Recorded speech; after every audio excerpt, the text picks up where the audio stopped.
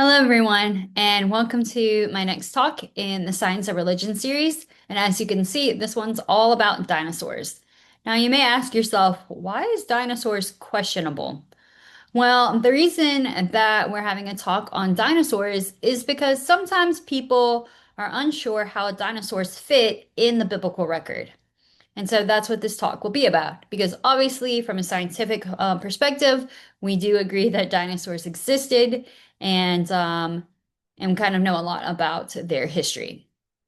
So let's look a little bit more about the word dinosaurs.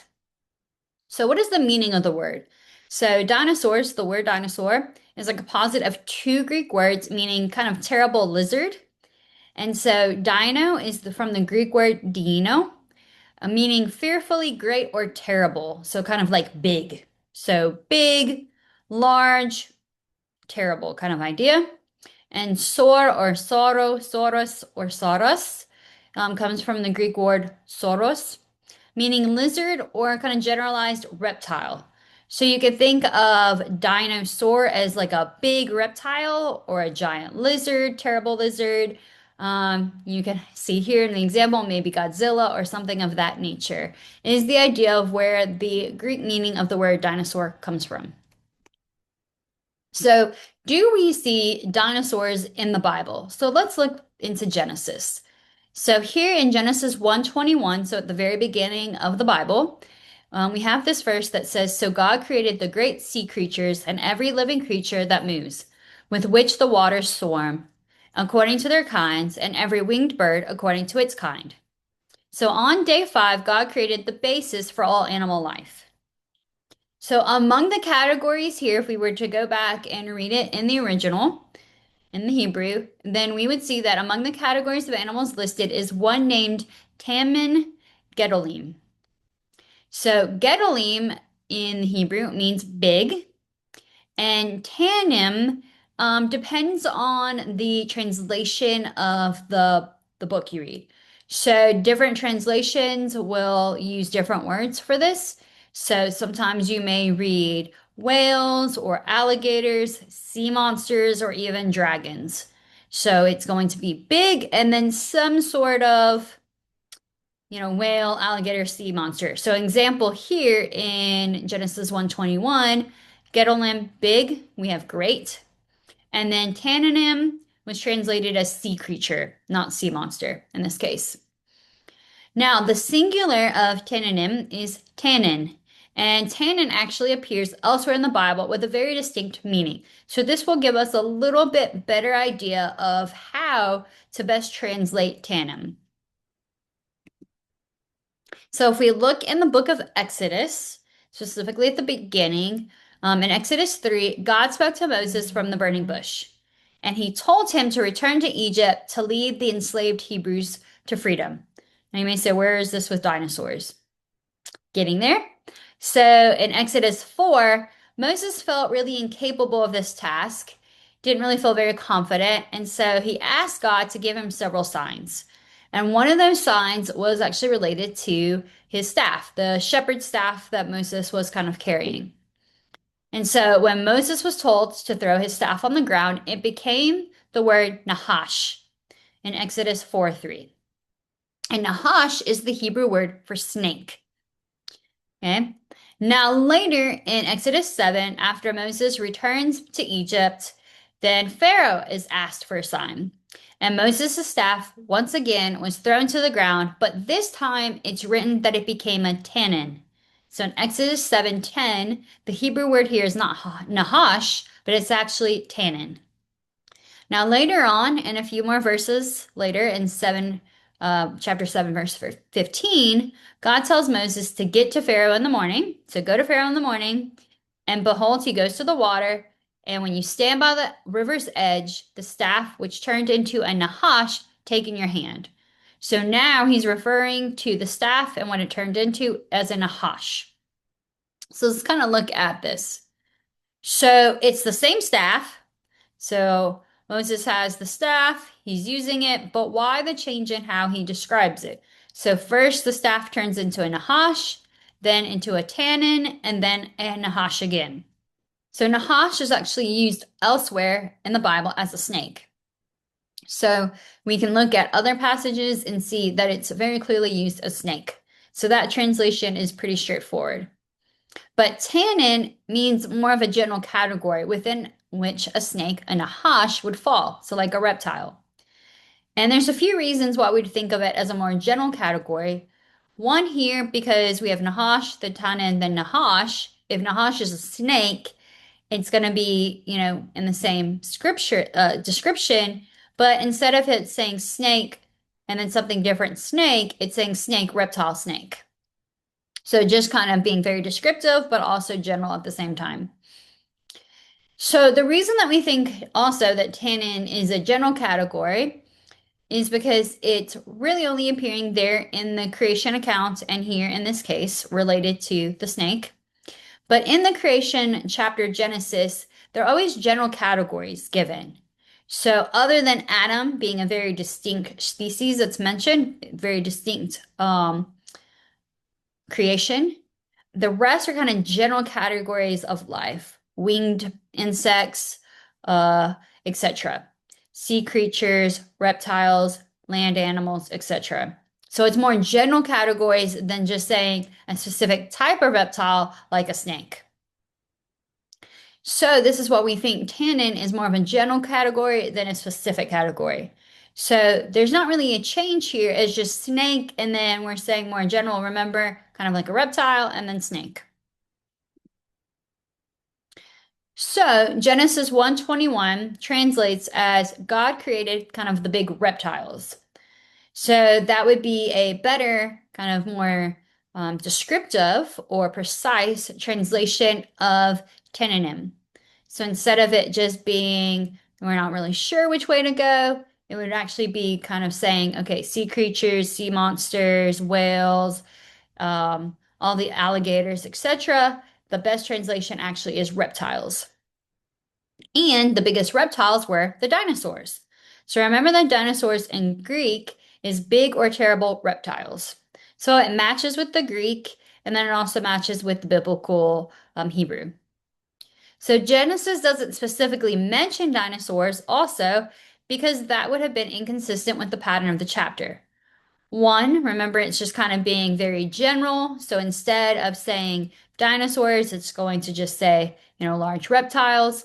But also, the account of Genesis refers to objects known or knowable to those people that lived at that time at Sinai 3,300 years ago.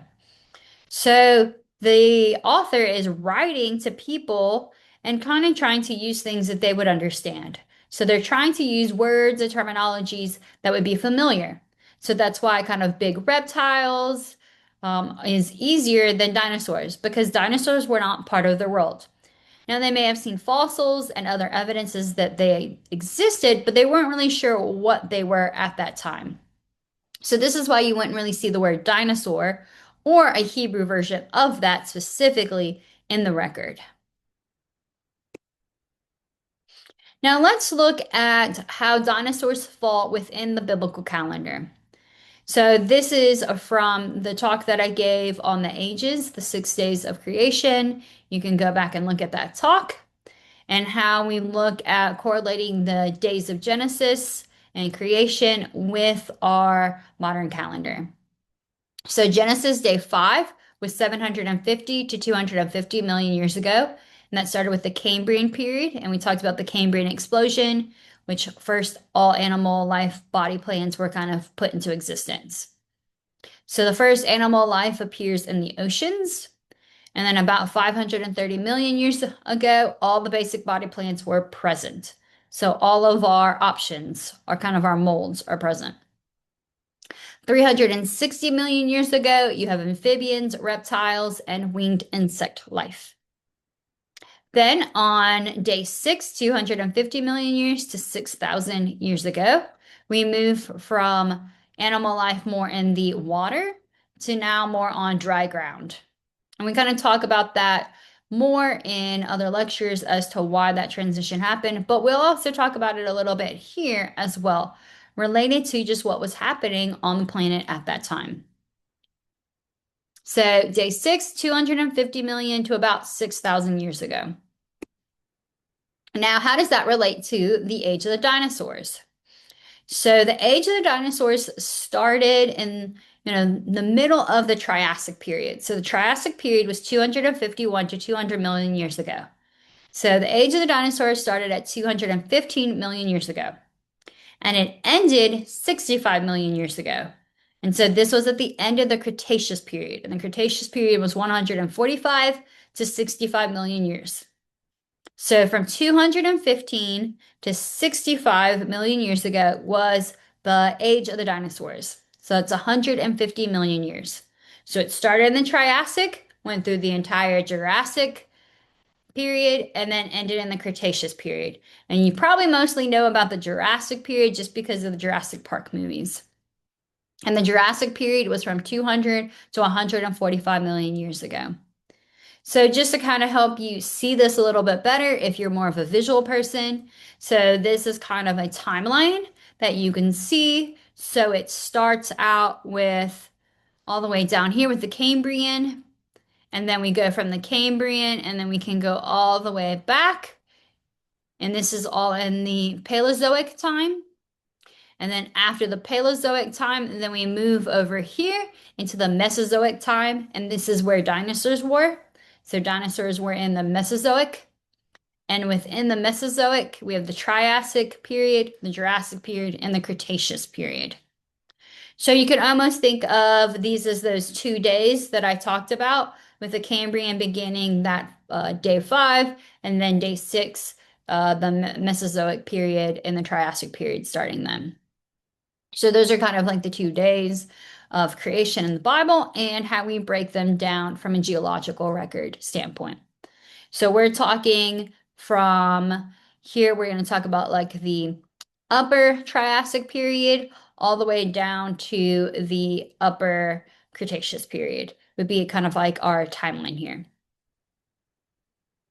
So what did it look like then on Earth? So the continents pretty much had taken much of the shape that they have today. So remember at one point they were all kind of put together, one big giant, conglomeration of all the continents, but then they broke apart. So at this time, they pretty much looked like what they look like today. However, the global temperatures were warmer, so our planet had a warmer water. So with warmer water, we had less ice in the polar caps. And with more water, because less of it is frozen, our sea level would be higher. So some of the areas that we think of now would have actually had water or kind of seas associated with them instead of being just dry land. So for example, in the fertile Midlands of the United States, these would have been low-lying areas where we would have beds of shallow seas. So there would have been kind of waters in that area instead of just the ground that we have. As far as the creatures, you would have seen 30-foot Parasaurolophus, which is the top picture here. He would be browsing around and eating on the rich vegetation next to his smaller friend here, the Sauropelta. And so they would be kind of enjoying the vegetation. And then there would be more along the river would be the three-horned Triceratops, which you might be more familiar with than these two guys. And all of them would be very weary of the meat-eating Tyrannosauruses. And so those would be kind of the creatures that would be living at this time that would be roaming as dinosaurs. But what happened to these dinosaurs? So it is thought that there was a collision that happened that with a meteorite that caused the extinction of the dinosaurs. So is there any evidence of this collision? Well, Walter Alvarez and his Nobel Prize winning father, Luis Alvarez, actually discovered in separate regions trace amounts of a rare metal, iridium. And this was not in the same location. They were able to find it in multiple geographically separated regions. And they found it in different layers of the sedimentary rock that was dated at the time of the extinction of the dinosaurs. You can kind of see that in the picture here. So based on the rock layer at the time that the dinosaurs would have been extinct, this is where they find the iridium. Now, iridium is associated with certain classes of meteorites. And the concentrations, we do have iridium on our Earth outside of, meteorites and other things bringing it, but it's not found to the same high level that was found by Alvarez, Walter, and Lewis. So the concentrations of iridium that they found was 30 times greater than what's normally present in the sedimentary rock. So something would have had caused this increase in the amount of iridium in the rock at that time period.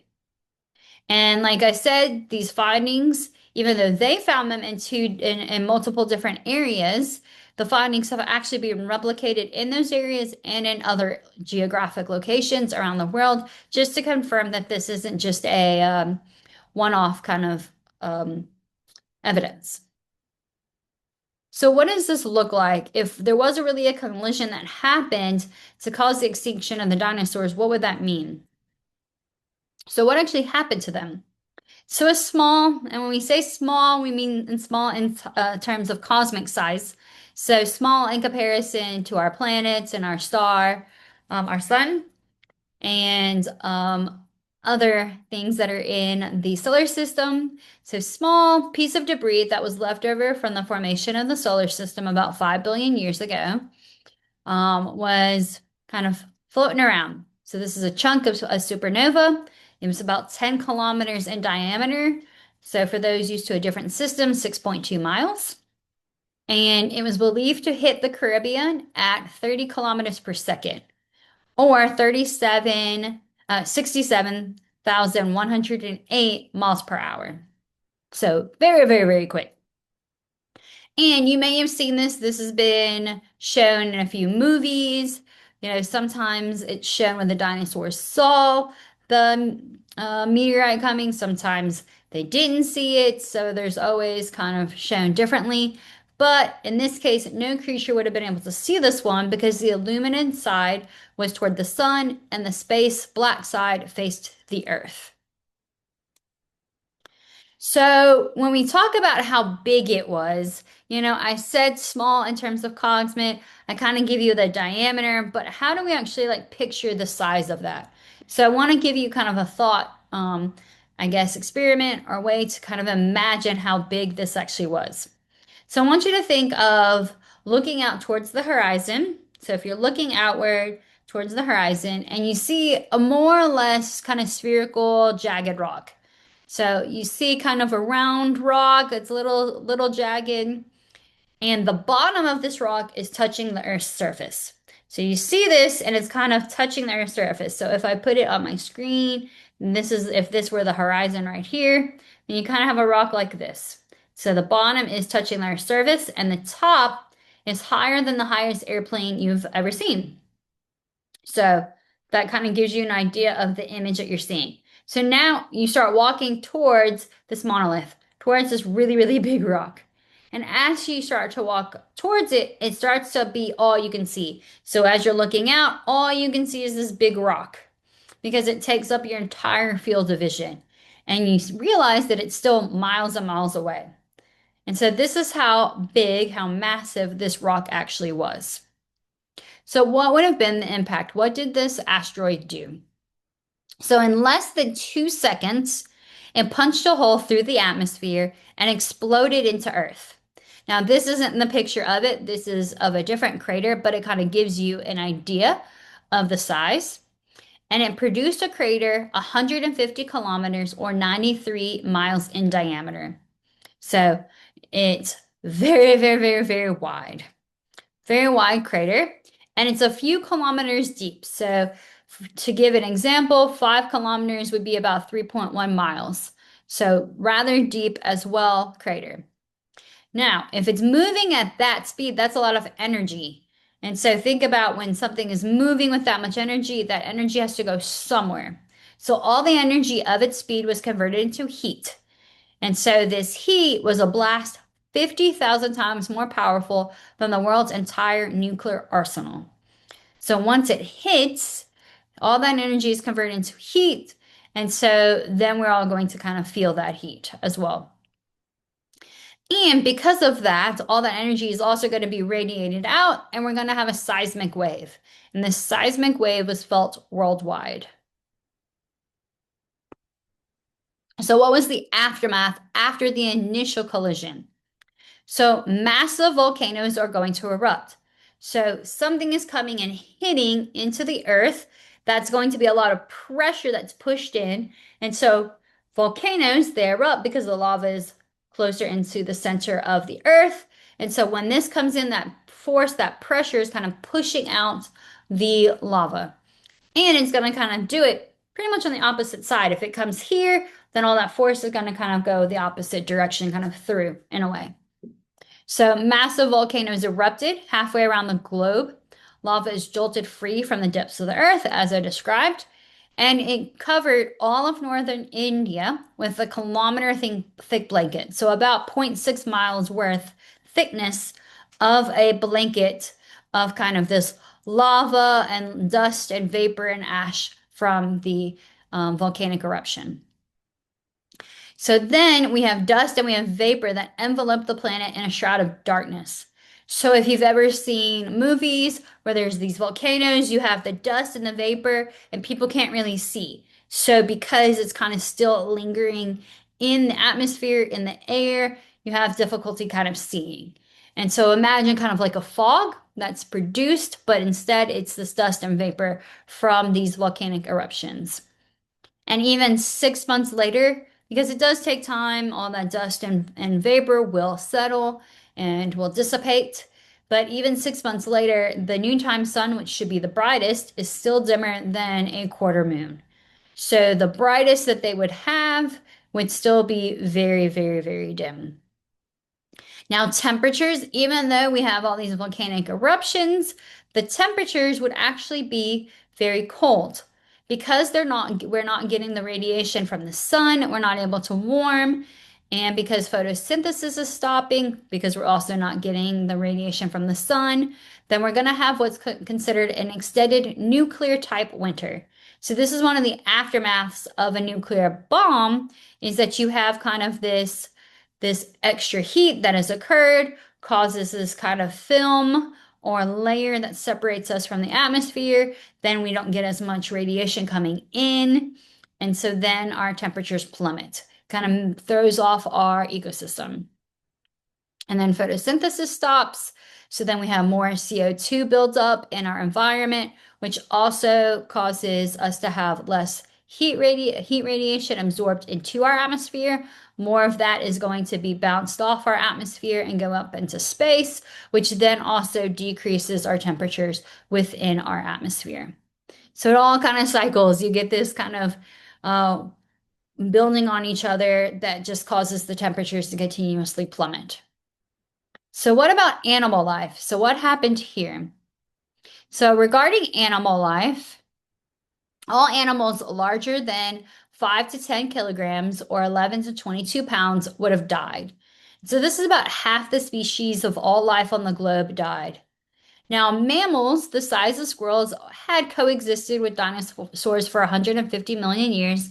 So if you're familiar with the Ice Age movie and you used to see the little squirrel running around the dinosaurs, so this is accurate. So the mammals, size of squirrels, were living with the dinosaurs. But obviously, the dinosaurs controlled the ecosystem. They were the bigger ones, the predators, so they were in charge of everything. And the mammals were just kind of sneaking by and getting what they could, as in Ice Age, finding those nuts that they can. However, those clever little warm-blooded mammals, or if you've watched Ice Age, you might not agree that they're clever, survived the um, asteroid that came from outer space, but unfortunately the dinosaurs did not. Because of their larger size, they were not able to survive. So this is when we have the extinction of the dinosaurs and we transition from large reptile life into the mammalian era. So now mammals are able to thrive and to grow and to get bigger as kind of the ecosystem and everything changes post this collision. So just to give you a little bit more of a background of dinosaurs, as you can see, this is mostly just what happened with dinosaurs, but as if you are looking at kind of the Bible and trying to understand how does dinosaurs fit in the Bible, they're there and they are described in Genesis, but just used with different terminologies. So I hope this helps you to kind of think about how do we deal with dinosaurs and Christianity and the Bible and both. So in my next talk, we'll look at another issue that kind of comes up that people are, how do we deal with that that's mentioned in the Bible and how do we deal with it from a scientific point of view? And that would be the flood. And so the flood is mentioned that wipes out all life except for those that were on the ark, animals and humans. And so, how do we understand that from a scientific perspective? Is it true? Was it possible? Could this really happen? So, I hope you watch my next video to learn more about that. Here are just a few of the references for this talk. You're welcome to look at these and to dive deeper into this area. And I hope you have a great day.